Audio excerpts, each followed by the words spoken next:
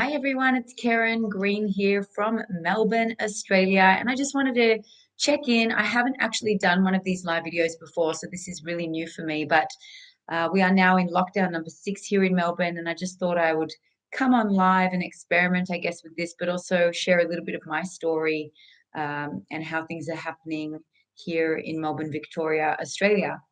For those of you who are following my page, I am so grateful. It definitely took a turn beginning of last year when we uploaded the Jerusalem breakdown dance.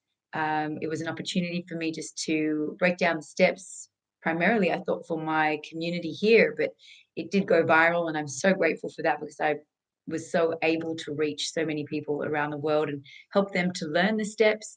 And that was my goal, was to just help people to learn the steps. I by no means wanted to claim that they were my steps or in any way make it seem as though it was my dance in any way, shape, or form. It was definitely the dance that was the flavor of the month, and I just wanted to help people to learn those official steps.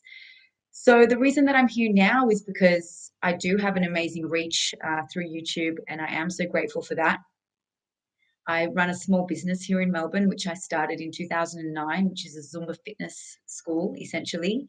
I was one of the first to certify here in Australia, and I jumped onto that as quickly as I could and set up my little business, and it completely changed my life. I'm so grateful for all the support that I've had over the last 11, 12 years of running that business. It has been a whirlwind of a roller coaster ride in setting up the business from start to this point.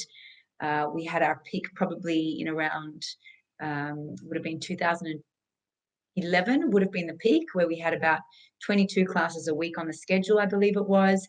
I had about 6 or 7 instructors working at the time, and we were servicing pretty much the whole of Metro Melbourne. And it was an amazing feeling to be able to get so many people moving and dancing. And then obviously Zumba sort of had its peak. And from there, around probably 2014, which was also when I had my second child, I backed off somewhat, and it did start to, the hype of it all started to slow down. So since then, I've been really fighting to keep that business alive. And I can't lie that it has been really challenging to keep things going since roughly 2015, 2016, not only because Zumba sort of plateaued, but also because I'm a mum. And in 2015, I became a single mum. And so there were added challenges that were involved with obviously being a single mum, trying to run a business, trying to be there and be really present for my kids. I'm quite hands on. I don't have any family support here in Melbourne. And so it's had its challenges, but I've been so grateful for all the support that I've had over the years, and just to be able to service people in a way that I am so passionate about. I absolutely love what I do, and I love that I'm able to bring joy to people. It's not just the health factor in the fitness element of Zumba fitness and personal training, which I also supplement my income somewhat with personal training, but that also has its limitations because I'm not available for people before and after work, which is predominantly when personal training is most required, I guess. Most people want to work out before and after business hours. So that has its limitations as well.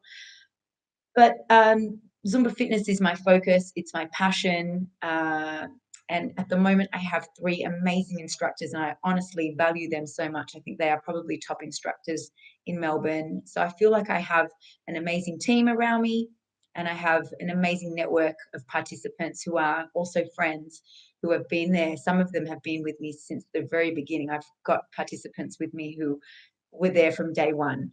And that's an amazing feeling to know that I have this incredible community. I pride myself on a professional service, a very consistent service. I always, we very rarely over the last 12 years have had to cancel classes. If one of our instructors is sick, we back each other up, or I will get other fill-ins. So I really do pride myself on having a very consistent service and a very professional service. As I said, I really am quite fussy about the instructors that I put up, and I will only choose top quality. So I am proud of that. Um, as I said, from 2015, it has been really challenging, but it's been okay. And I've managed to maintain a solid business of roughly 8 to 10 classes. It's now cut down to 8 classes. And since the beginning of last year, when COVID hit, things obviously have taken a turn. And that's why I'm doing this live video, because I just want to be brutally honest about where we're at, and how challenging it has been. And I am one who always tries to remain positive, and I always like to sort of look through rosy colored glasses and think that things are going to be fine. And I believe that things are going to be fine. And I know that I'm very privileged to live where I live and live how I live. And I've been very smart in the way that I've set up my life to keep things simple, and to not want for much, and just to enjoy those simple things. But COVID has made things really hard. So don't want to get emotional, but unfortunately, so government support, to calm myself down because it's really not, no need to cry. Government support is very minimal for someone like me because I'm not a big business that's registered for GST, so I can't claim a lot of the government support packages. And there is definitely some support coming through from the government, so I don't want it to seem like I'm not getting any support at all. But what's challenging is the stop-start of these lockdowns. And every time there's a lockdown, I have to readjust my business to go online because I truly want to service my clients face to face. So when we come out of the lockdowns, I quickly scramble to offer face to face. And offering online is just, to be honest, not something that I want to be doing. So I scramble to put the business back into face to face classes. We are often capped. I think after every lockdown, bar one, we have been capped at 10 participants a class.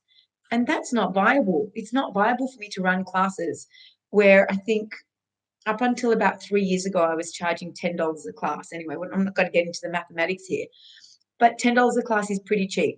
And over the course of the last 2 years, I've upped my prices slowly because I feel that the service we provide is worth more than that. And the participants who value our service are happy to pay more. And unfortunately, those who can't afford it, I'm up against gyms who offer unlimited classes for something like, $15 or $20 a week. So I can't compete with that. But the service that I offer, I feel, is extremely professional and high quality. So I value that service enough to have been able to put the prices up. And coming out of lockdowns where we're limited to 10 participants per class, it makes it very hard for me to make any money at all when I'm only charging $12 or $14 a class. So over the last 6 months, I've put my prices up yet again. And that's fine. It's not a great feeling because I don't want to be charging much. I want my fitness to be affordable to everyone. But I realize that in this game now, I do need to actually be making some money, because it is a business. It's not a charity. But the point of this, again, is coming back to lockdowns and coming back to COVID and how shitty, I'm sorry to say, it is. Every time we get an announcement, and the last announcement we had about 3 or 4 hours notice that we were going into lockdown. So I had to scramble to shut down everything that I was running face to face and turn the schedule into an online service. And I'm sad to say I've become really good at it because we're just used to it now. And I hate that feeling.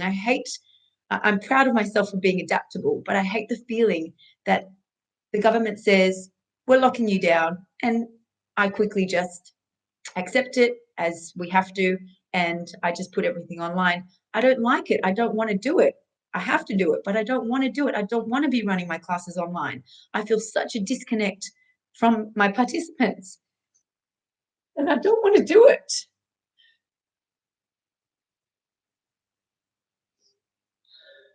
Sorry.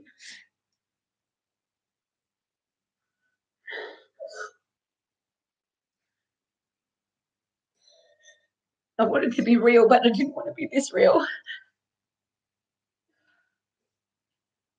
Anyway, I don't want to be doing it. I don't want to be running classes from my little living room. I don't want to be locked up in my apartment. I want my children to be at school with their friends.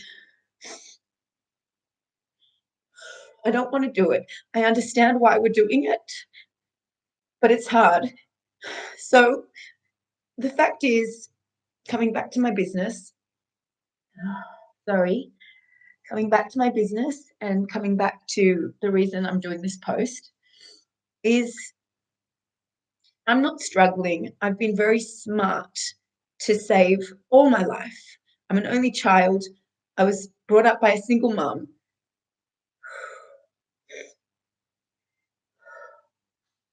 And I've been smart and I've always worked hard and I've got savings and I'm eating into my savings. And it's a shame, but it has to be done and that's fine. I'm just going to turn off my oven before I burn my sweet potato chips.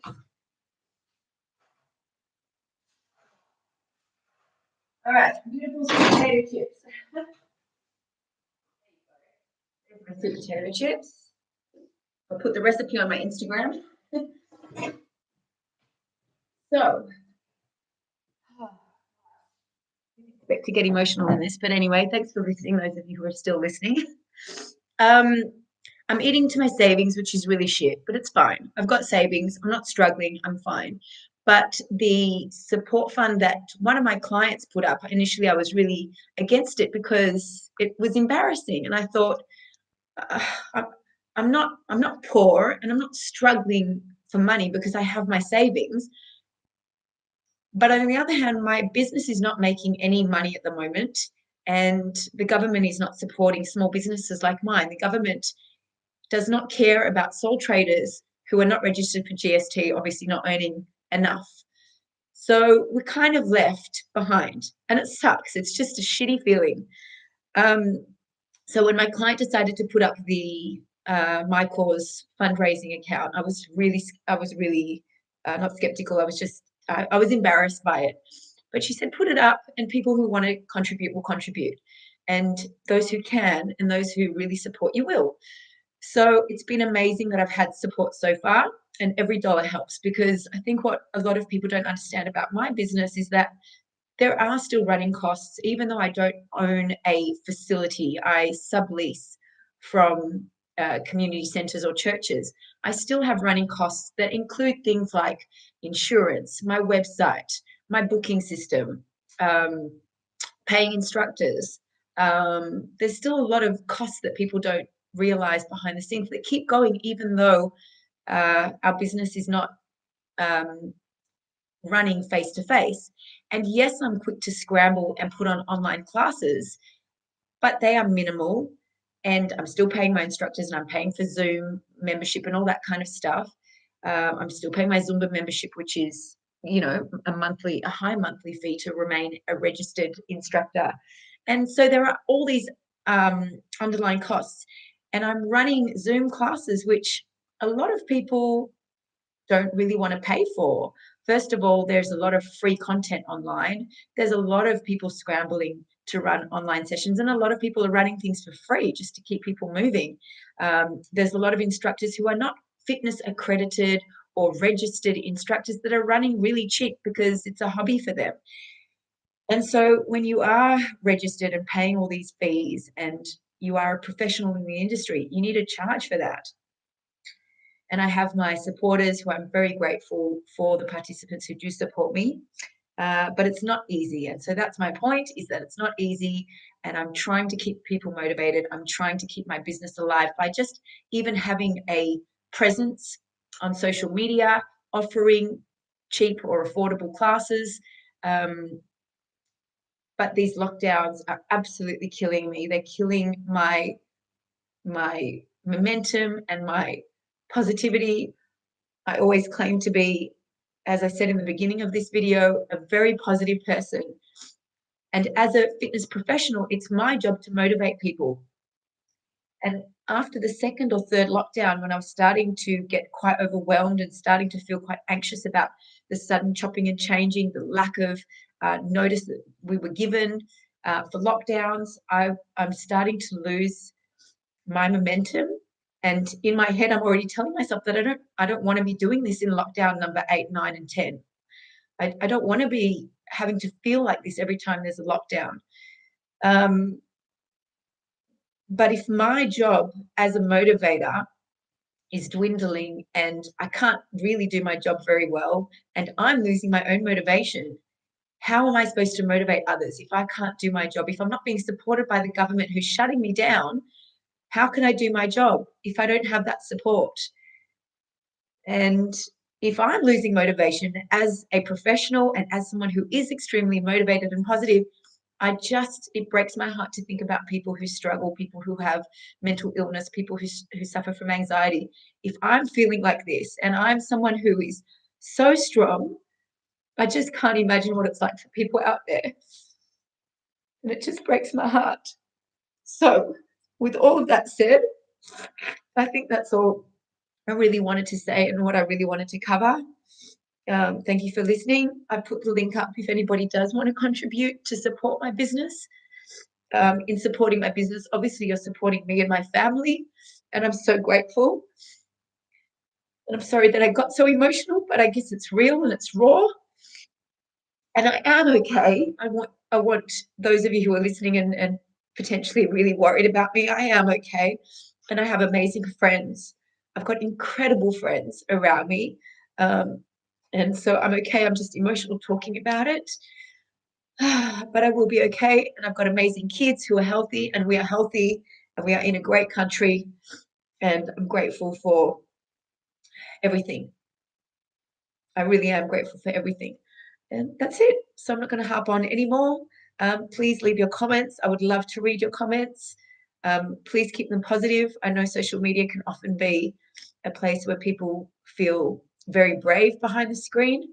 So I really obviously do hope that people will be positive in their comments. I can't imagine that anybody would be with this kind of video.